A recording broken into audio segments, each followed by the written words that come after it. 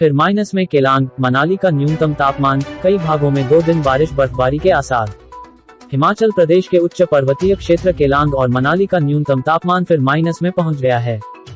गुरुवार रात को केलांग में न्यूनतम तापमान -5.9, समदो में -4.5, मनाली -0.8, कल्पा 0.6, भुंतर 1.8, नारकंडा 2.5, मंडी 2.9, सोलन 3.8, ऊना 5.0, शिमला 5.6 और धर्मशाला में 8.2 डिग्री सेल्सियस दर्ज हुआ।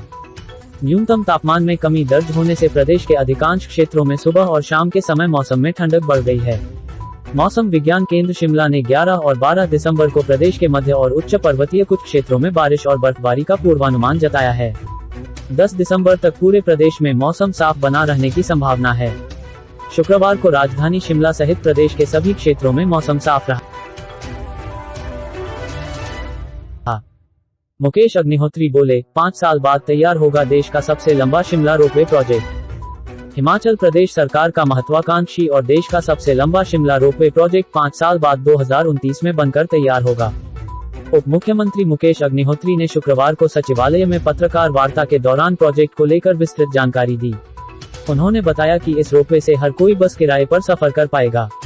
1555 करोड़ से बनने वाला ये रोपवे 13.79 किलोमीटर लंबा होगा और इसमें 13 स्टेशन होंगे। पूरी तरह तैयार होने के बाद रोपवे में 660 केबिन लगेंगे और 2 से 3 मिनट की फ्रीक्वेंसी पर केबिन उपलब्ध होगा। मेट्रो ट्रेन की तर्ज पर इसमें रेड, ग्रीन और ब्लू लाइन होंगी। अपने गंतव्य के आधार पर लोग इंटरचेंज कर पाएंगे। लड़कियों की विवाह योग्य आयु बढ़ाने के लिए कमेटी गठित, IAS अधिकारी एम सुधा देवी बनी अध्यक्ष। मुख्यमंत्री सुखविंदर सिंह सुक्खू के निर्देश पर हिमाचल प्रदेश में लड़कियों के विवाह योग्य आयु बढ़ाने के दृष्टिगत विभिन्न पहलुओं पर विचार विमर्श के लिए कमेटी गठित कर दी गई है। सचिव सामाजिक न्याय एवं अधिकारिता एम सुधा देवी को कमेटी का अध्यक्ष नियुक्त किया गया है। इसके अलावा सचिव ग्रामीण विकास प्रियतु मंडल, सचिव विधि शरद कुमार लगवाल, निदेशक श्रम एवं रोजगार मानसी सहाय ठाकुर और पत्रकार प्रतिभा चौहान को कमेटी में बतौर सदस्य शामिल किया गया है। मिशन निदेशक राष्ट्रीय स्वास्थ्य मिशन प्रियंका वर्मा कमेटी की सदस्य सचिव होंगी। प्रदेश में लड़कियों की शादी की उम्र 18 से 21 वर्ष करने की तैयारी चल रही है। इसी कड़ी में कमेटी का गठन किया गया है। आधुनिक उपकरण से लैस होंगे नूरपुर और जिला शिमला थाना, 47.79 करोड़ रुपए स्वीकृत। हिमाचल प्रदेश के नूरपुर और जिला थाना शिमला को जल्द ही इंटरसेप्टर वाहन के साथ पुलिस गश्त, बचाव अभियान और आपातकालीन प्रतिक्रिया संचालन के लिए उपकरण उपलब्ध करवा दिए जाएंगे। इसके साथ ही कांगड़ा के पालमुपुर शीला चौक को सेफ कॉरिडोर के रूप में विकसित होगा। इसके लिए विश्व बैंक ने 47.79 करोड़ रुपए की स्वीकृति प्रदान की है। पायलट आधार पर चयनित जिलों को वाहनों और उपकरण उपलब्ध करवाने के लिए टेंडर आमंत्रित किए जाएंगे। पहले चरण के बाद जिला मंडी और कांगड़ा को भी कवर किया जाएगा। पर्यटकों से गुलजार होने लगी पहाड़ों की रानी, वीकेंड के लिए बड़ी बुकिंग। हिमाचल प्रदेश की राजधानी शिमला वीकेंड के लिए पर्यटकों से गुलजार होने लगी है। मौसम ठंडा होने के बाद सैलानी घूमने के लिए पहाड़ों की रानी का रुख करने लगे हैं।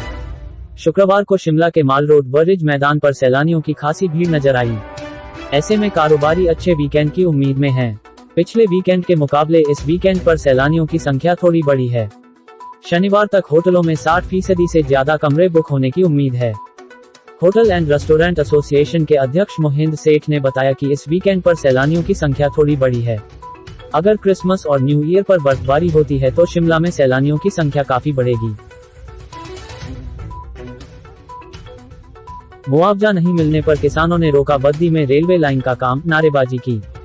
किसानों की मुआवजा राशि नहीं मिलने, खेतों को जाने वाली सिंचाई सुविधा व रास्ते बंद होने से किसानों ने शुक्रवार को चंडीगढ़ बद्दी रेलवे लाइन का कार्य रोक दिया था।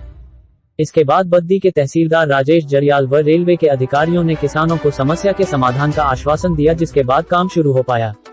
दोपहर बाद 3 दर्जन किसान संडोली के समीप बन रहे रेलवे प्लेटफॉर्म पर एकत्रित हुए और अपनी मांगों को लेकर नारेबाजी की। इस दौरान किसानों ने प्लेटफॉर्म समतल कर रहे मिट्टी के टिप्परों को रोक दिया। उन्होंने आरोप लगाया कि अभी तक उन्हें मुआवजा नहीं मिला। साथ ही रेलवे लाइन के लिए जमीन की खोदाई होने से जो खेत लाइन के नीचे की ओर रह गए हैं, वहां पर अब सिंचाई नहीं हो रही। खेतों को जाने वाले रास्ते बंद हो गए हैं। साथ ही कहा कि अगर 29 दिसंबर तक उनकी मांगें नहीं मानी गई तो धरना प्रदर्शन दोबारा शुरू कर दिया जाएगा। प्रतिभा सिंह का बयान व नगर निगम का परिणाम काफी है सरकार की स्थिति बयां को, बोले जयराम। कांग्रेस प्रदेशाध्यक्ष प्रतिभा सिंह का बयान और नगर निगम सोलन के मेयर का चुनाव ही काफी है ये बताने के लिए कि प्रदेश में सरकार और संगठन के बीच किस तरह का तालमेल है। ये बात पूर्व सीएम एवं नेता प्रतिपक्ष जयराम ठाकुर ने मंडी में पत्रकारों से बातचीत के दौरान कही।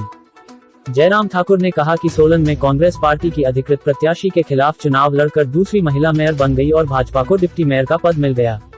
वहीं दूसरी तरफ प्रतिभा सिंह कह रही हैं कि सरकार के जश्न की उन्हें कोई जानकारी ही नहीं है।